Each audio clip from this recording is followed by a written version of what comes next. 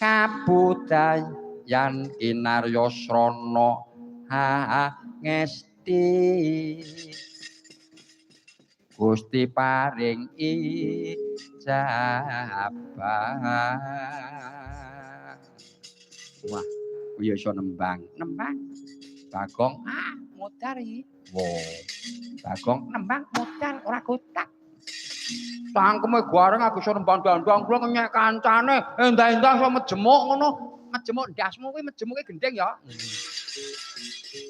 Oh iya ya.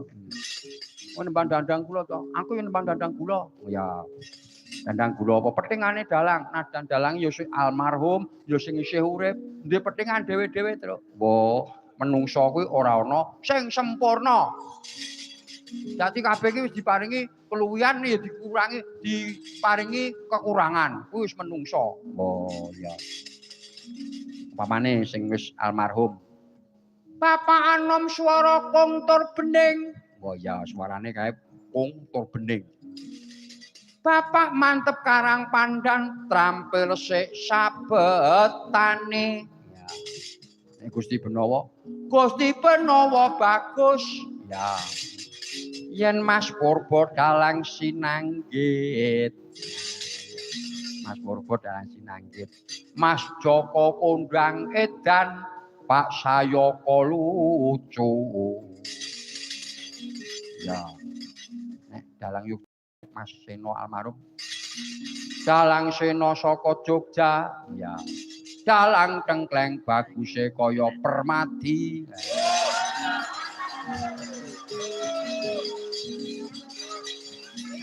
Bagus to, Kang. Wah, kowe rung tau rone ra. Wah, roh wonge bagus banget terus. Oh iya. Inimbang yoga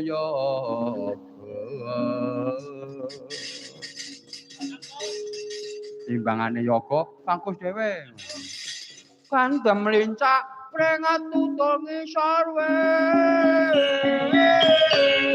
kae warung maca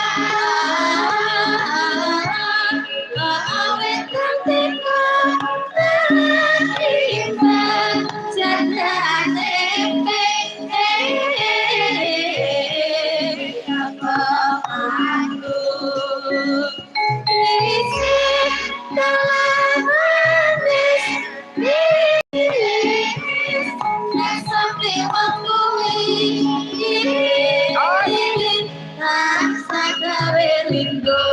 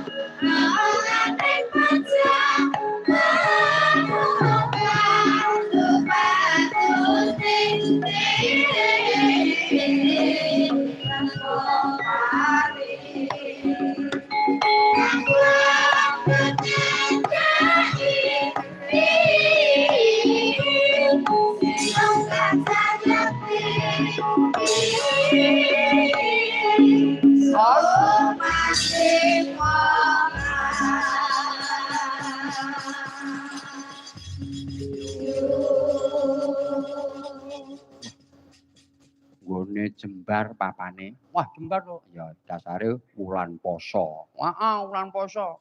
Hukume bagi orang Islam. Ya. Hukume wajib. Yogane yen sing ora poso, pirang-pirang.